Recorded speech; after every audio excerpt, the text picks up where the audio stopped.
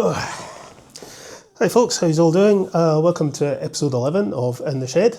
Let's have a look at some of the other locomotives I've been working on recently. First up is this Bachmann A4 Gillingham that was sent to me by Glenn, an old split chassis model, so of course it needed the axles replaced. The headboard had been stuck on with black tack, which is fine, but there was just too much of it and it got squished in the box and it was stuck all over the front of the locomotive. A bit of a mess that took a bit of cleaning up. But I stuck the headboard back on with a smaller blob of black tack and it was fine. But yeah, just straightforward axle replacement and a light service, and then the locomotive ran fine.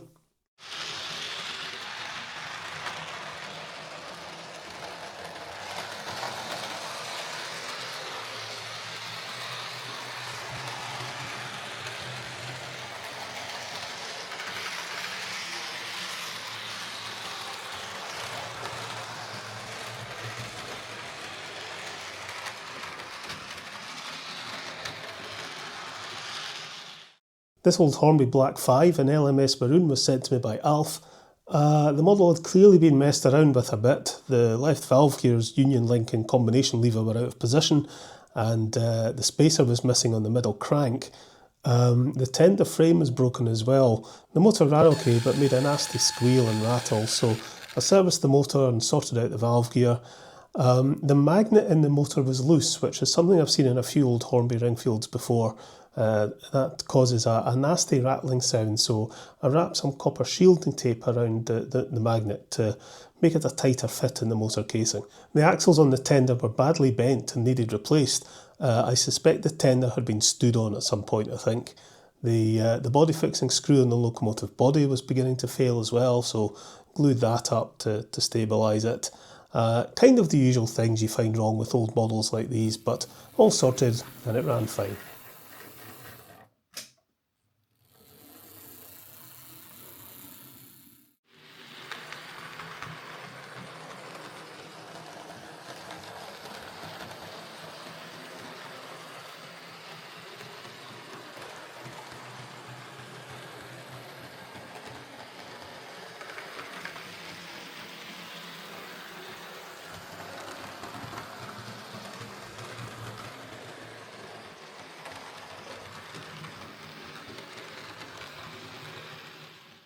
This Hornby Battle of Britain, Sir Trafford Lee Mallory, was sent to me by David on behalf of his pal Alan. It was in a state of disassembly. David had had a go at replacing a split gear, but it became clear the model had other issues with the valve gear, pickups and drawbar, so he asked me if I could have a go at it. David supplied replacement gears, rods and valve gears, so it was a case of replacing those parts and sorting out all the pickups and stuff. Nothing too tricky really, but I had to desolder the wires on the DCC socket to fit the new valve gear, but once that was done, it ran fine.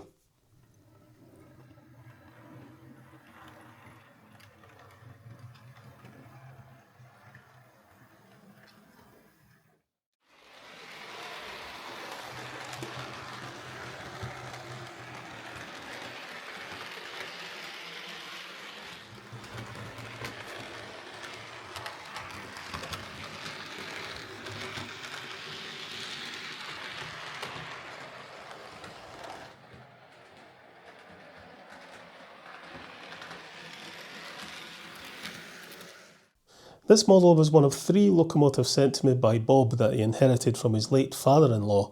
I featured one of them, the HO scale Lima 4F, recently in a separate video.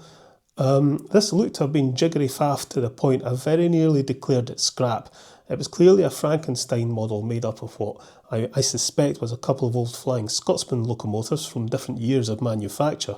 The tender body was loose and didn't actually fit the tender chassis properly, and also the locomotive body didn't quite fit the chassis either. The middle drive wheels were from a different wheel set than the other wheels, the plastic wheel bushes were loose, the pickups were missing from the locomotive, the drawbar on the pony truck had been cut.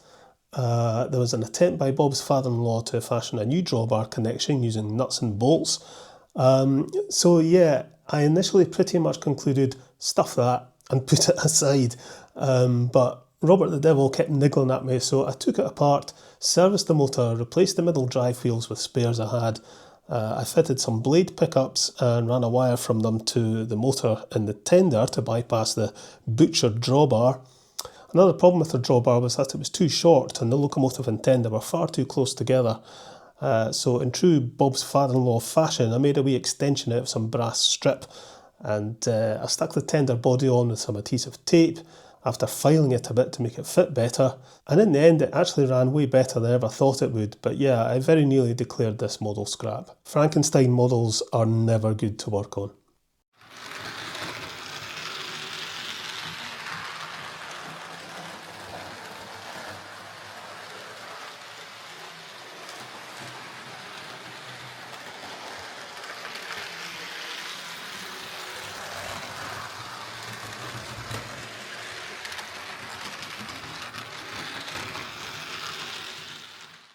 Another locomotive belonging to Bob's father-in-law was this old Triang Princess.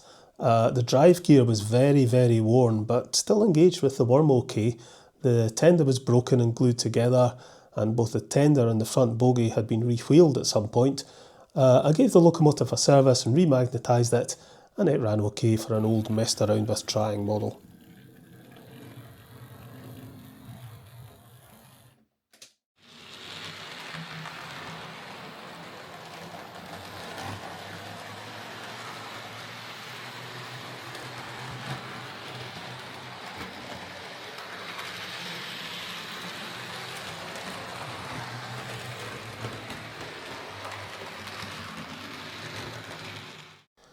This Hornby Class 29 was sent to me by Armand.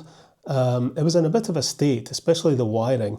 A spring was missing, there was a rogue circlip stuck in the motor, so I serviced it, rewired it, fitted a suppressor, and it was fine.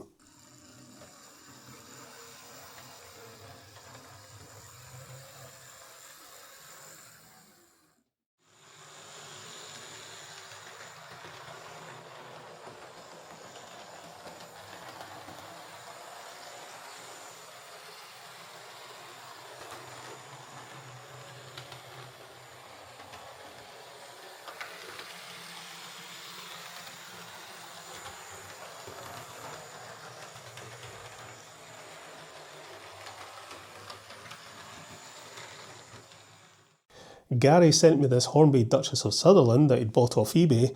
There was an issue with the valve here. The speedometer cable was broken, surprise, surprise.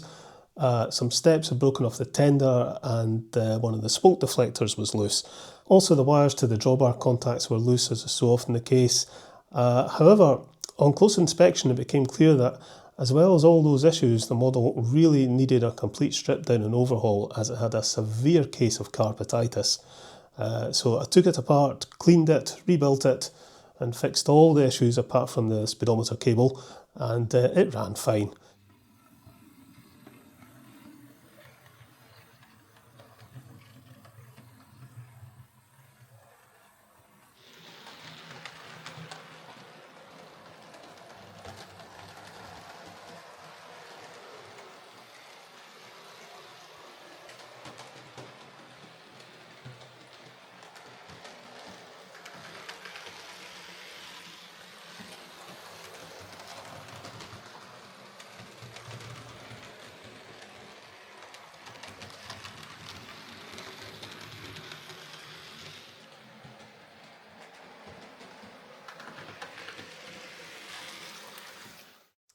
Now this was a bit of an odd one, a Bachmann Jubilee class cashmere sent to me by Andrew. He told me he sold this on eBay, but the buyer returned it for a refund, saying it was a hesitant runner. Andrew wanted me to check it out, so I agreed. It was DCC sound fitted and didn't run at all under DC until I removed the decoder and fitted a 21-pin blanking plate. It then ran absolutely fine, no hesitation, no problems. So if there was any issue with it, it was likely the decoder. I don't deal with DCC related issues, so all I could do with this was check it over, give it a light service and return it with a thumbs up back to Andrew. However, it did have a couple of missing buffers, and I decided to see if I could get replacements from Bachmann. They only had weather ones for sale on their website, so I emailed them and asked them if they had any to fit this particular model. Bachmann replied saying they did have them, and they gave me a phone number to phone to order them. I phoned the number and no one answered. I phoned again and several more times.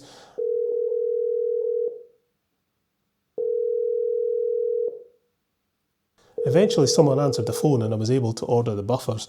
If Bachmann accepted PayPal, I could have ordered them by email. Anyway, got the buffers and fitted them, so Andrew got a complete model back. On the subject of DCC, I am investigating the possibilities of me taking on DCC fitting, testing and repairs, but it's a bit of a confusing minefield, and to be properly kitted out will be a bit costly.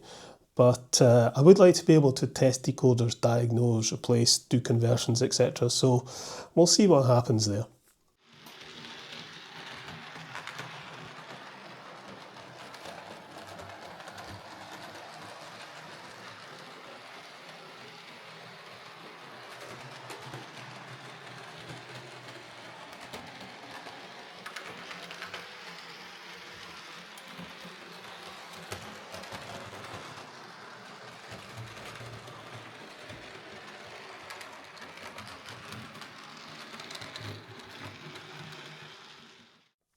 And finally, this old Hornby A4 silver link was sent to me by Keith.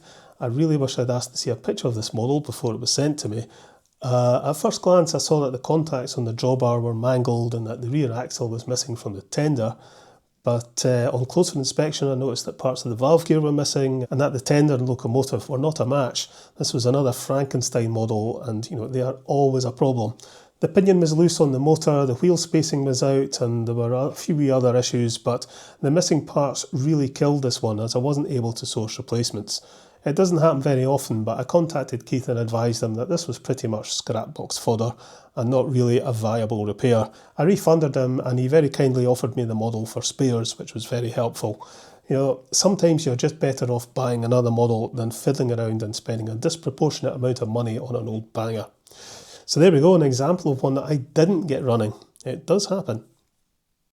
So there we go, that's what I've been working on lately. There's a couple of other locomotives that I repaired recently that didn't quite make it into this video, but you'll see them in episode 12, I would think. But yeah, that's me. I shall catch you later, folks.